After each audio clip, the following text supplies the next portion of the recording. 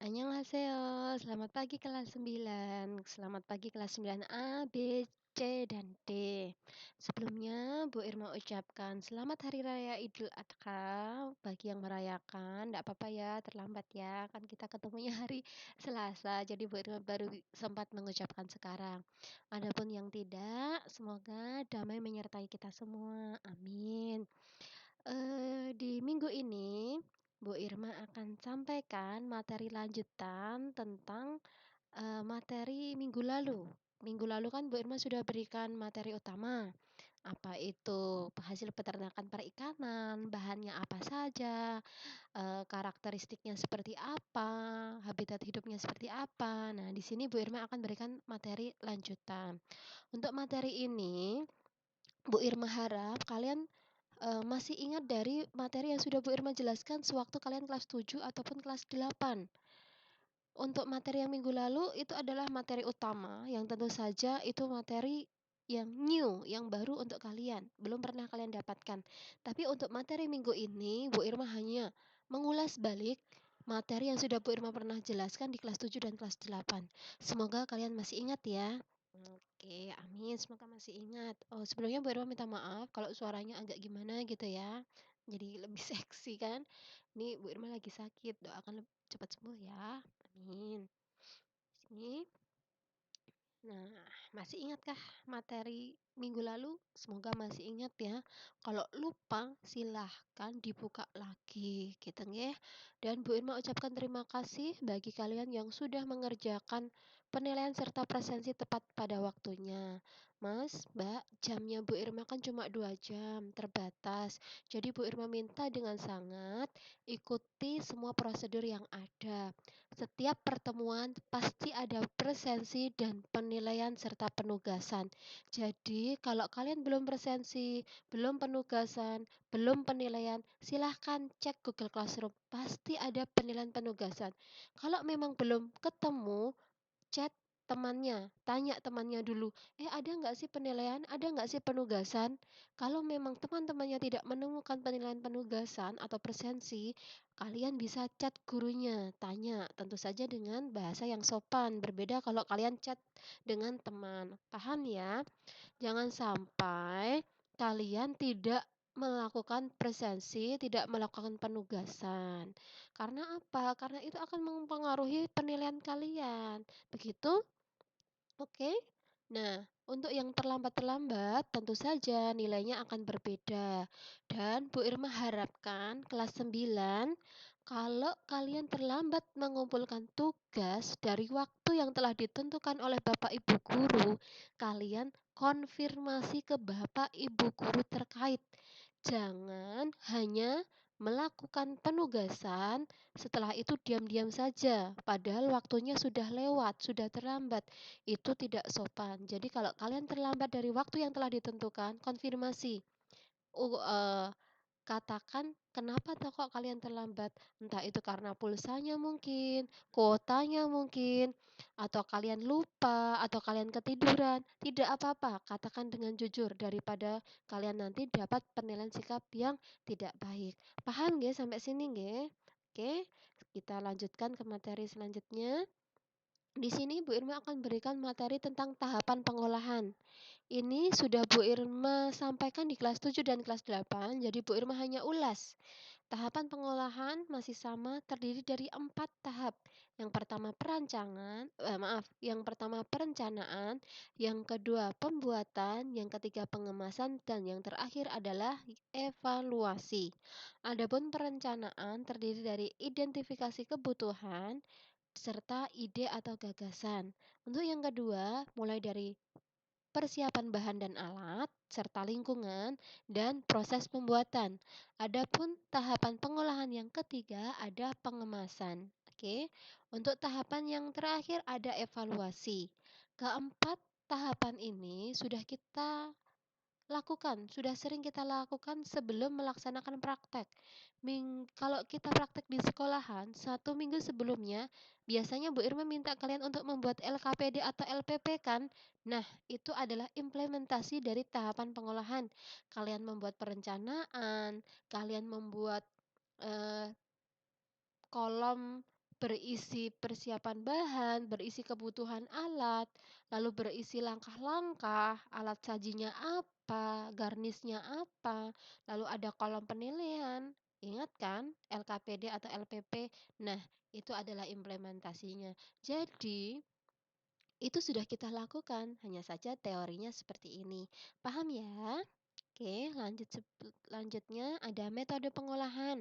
Nah, metode pengolahan ini banyak kan yang pusing kalau kita bahas metode pengolahan.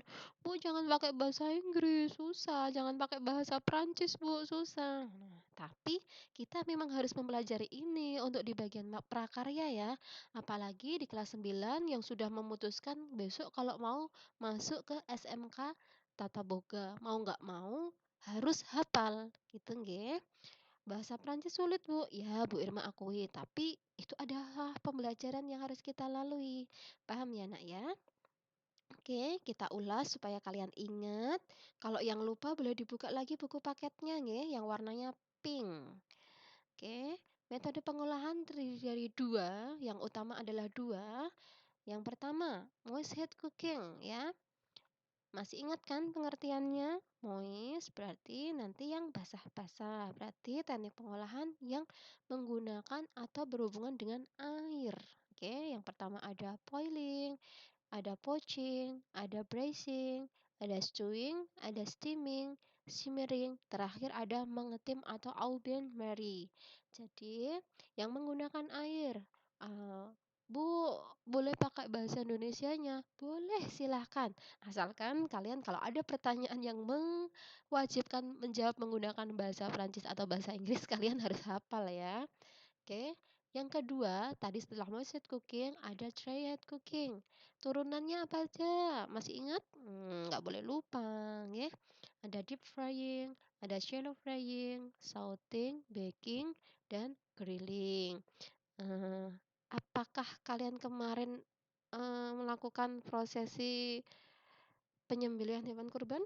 Setelah itu dilanjutkan masak-masak? Kayaknya Bu Irma lihat statusnya kalian happy banget ya. Ada yang bakar-bakar, ada yang masak ini, masak itu. Nah, harusnya kalian bisa ya memfilter ini harusnya masuk ke teknik boiling, ini masuk ke teknik grilling, ini teknik baking. Nah, itu paling enggak kalian bisa mengkelompokkannya seperti itu, ya. Untuk yang terakhir ada penyajian dan pengemasan. Nah, kemasan adalah salah satu faktor yang mempengaruhi konsumen untuk membeli suatu makanan, ya. Jadi kemasan yang menarik itu nanti konsumen udah tertarik duluan. Rasanya ya nomor sekian, tapi kemasan yang menarik itu nanti jadi poin utama gitu ya. Tujuan pengemasan sendiri yang pertama itu adalah melindungi isi, melindungi dalamnya. Kayak kita beli gorengan pakai kemasan kan. Nah, itu biar apa? Biar gorengannya nggak kena debu ya. Nomor dua menjadi daya tarik atau pembeda dan ciri khas. Biasanya brand-brand tertentu gitu ada logo-logonya. Oh, kalau M besar itu berarti ini. Oh, kalau logonya ini berarti ini. Nah, itu kita langsung mindsetnya langsung berubah kan. Nah, itu daya tarik dan ciri khas. Yang ketiga, informasi mengenai makanan tersebut. Kelas 9 kalian pernah kan dapat materi label di pelajaran bahasa Inggris? Nah, itu hampir sama ya. Jadi di dalam kemasan ada informasi-informasi penting. Salah satunya seperti itu. Jadi yang alergi, yang ini itu ada di bagian informasi. Nah, adapun jenis kemasan itu terbagi menjadi tiga, primer, sekunder, dan tersier. Oke, yang primer itu berarti nanti bersentuhan langsung, sekunder itu bungkus kedua, tersier itu biasanya untuk yang distribusi-distribusi.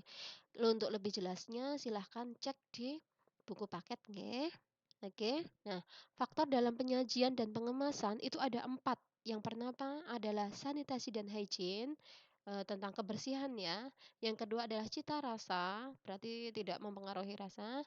Yang ketiga adalah warna dan tekstur. Yang keempat alat dan kemasan. Adapun anak untuk alat dan kemasan itu ada banyak banget tuh, sampai 5 tuh Bu Irma jabarkan kan. Ada alat saji tradisional, alat saji modern, kemasan tradisional, kemasan modern, ataupun kombinasi antara tradisional dan modern. Ada kan alat saji yang kombinasi, pasti ada, dicari aja pasti ada itu kombinasi antara tradisional dan modern. Nah, sudah sampai, sudah ketemu tugas, berarti sudah sampai di penghujung materi. Tugasnya apa Bu Irma? Oke, tugasnya apa ya? Tugasnya ada di Google Classroom Prakarya. Jadi setelah kalian, mendengarkan, penjelasan Bu Irma ini, akan ada penugasan di Google Classroom Prakarya di bagian penugasan. Jadi dicek ya nanti ya, jangan lupa jangan di-skip. Ada penilaian soalnya di situ. Tolong baca dan taati instruksinya. Jadi Bu Irma minta apa? Silahkan dipahami di sana, oke? Tugas terakhir diterima hari ini jam 5 sore. Jika lebih dari itu akan ada pengurangan nilai. Tapi kalau, kalian konfirmasi alasan kenapa kalian terlambat mengirim dan Bu Irma bisa menerima konfirmasi kalian atau alasan kalian masuk akal, Bu Irma tidak akan mengurangi nilai. Paham nggih? Tapi kalau alasan kalian nggak masuk akal, sorry, jadi Bu Irma nggak bisa kasih nilai standar untuk kalian. Paham ya? Jadi silahkan dikerjakan tugasnya, jangan lebih dari jam 5 sore. Kalau bisa tepat waktu. Bu Irma selesai pembelajaran jam berapa, silahkan dikerjakan sebelum jamnya Bu Irma habis. Dan kalau lebih dari jam 5 sore, silakan konfirmasi. Wajib konfirmasi, ya. WA-nya Bu Irma tahu kan? Kalau nggak tahu tanya ketua kelas. Oke, sekian dari Bu Irma. Terima kasih. Semangat dan jangan lupa makan sayur ya. Kalian terlalu banyak makan daging, harus seimbang makan sayurnya ya. Selamat hari Selasa. Assalamualaikum semuanya. Damai ya, damai.